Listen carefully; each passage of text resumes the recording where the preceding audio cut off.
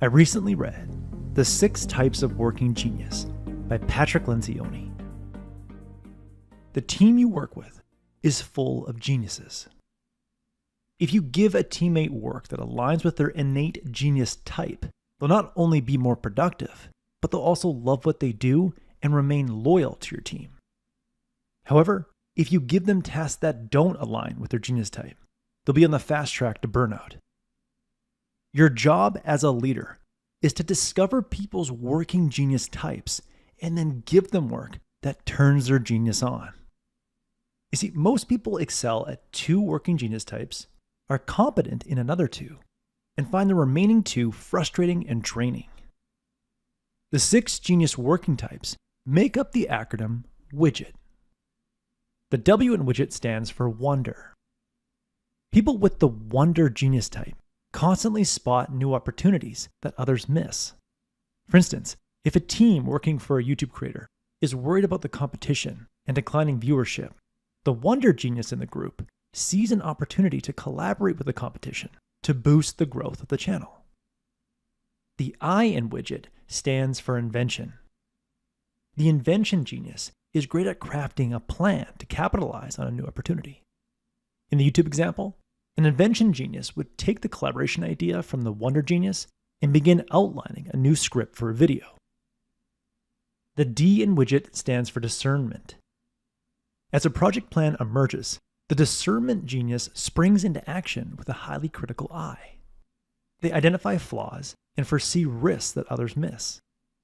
Back to the YouTube example, the discernment genius would see potential problems with the YouTube collaboration video and suggest small tweaks to the script to maximize the video's effectiveness. The G in WIDGET stands for galvanizing. Once a project has been vetted and approved, the galvanizer genius gets team members excited and committed to the project. The galvanizer is your internal project salesperson who gets the right people on board and enthusiastic about the new project. The E in WIDGET stands for enablement. When a team gets to work, the enablement genius plays a central role in moving the team forward. They're great at spotting bottlenecks and devising smart ways to help out teammates and maintain team momentum. The T in WIDGET stands for tenacity. The tenacity genius comes to life when given a challenging task. Unlike the enablement genius, who thrives on watching a team succeed, the tenacity genius gets a rush from doing the work themselves. They excel at getting things done and getting the project to the finish line. Think of this WIDGET working genius type model like a sophisticated strength-based leadership tool. As a leader, you must assess each team member based on the 6 working genius types so that you can maximize their engagement and contribution and minimize their frustration and burnout. Do this by creating a working genius map for your team. The working genius team map includes 6 intelligence boxes: wonder, invention, discernment, galvanizing, enablement, and tenacity, with the names of team members listed in either the genius or frustration column within each intelligence. If someone is merely competent in an intelligence, their name is not listed in that intelligence box. When you complete this map, you will, number 1, notice who is not doing work that aligns with their genius and are on the fast track to burnout. This realization can help you redistribute project work and project roles so that your people are excited to come to work. For example, you notice a wonder genius is spending too much time doing tenacity work, so you invite them to more project brainstorming meetings and watch them come alive. Number 2, the map allows you to spot genius gaps and hire or borrow someone to fill those gaps. For example, bringing in an inventing or discerning genius from another team in your company to contribute to key project meetings. The best way to fill in your working genius team map is to get each member on your team to ponder the following questions. 1. What leg of the project relay would you most like to run? Number 2, what phase of a project do you feel most alive in? And number 3, when does your genius turn on? Let's explore these questions in more depth. First, imagine you're part of a 6-person project relay team and you must work together to complete a project. Choose one leg of the race you are confident you will do well in. Leg 1, spot new opportunities. Leg 2, sketch out a plan to capitalize on one opportunity. Leg 3, screen the plan for errors. Leg 4, sell the plan to people you work with. Leg 5, support the people completing the project. And leg 6, sprint to get the project completed. Which of those legs would you enjoy running the most? And which of those legs would you find the most frustrating and want to avoid? Now, the second question your team must answer is, what phase of a project do you feel most alive in? All projects have 3 primary phases: ideation, activation, and execution. If you were hosting an event, phase 1 would be where you'd come up with a theme and think of activities that relate to the theme.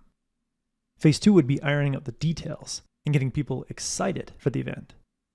Phase 3 would be setting up the event and hosting the event. Get each team member to think back to a big work project they were involved in from start to finish. If they found they thrived in phase 1 and enjoyed the high-level, big-picture conceptual thinking, they are either a wonder or invention working genius type.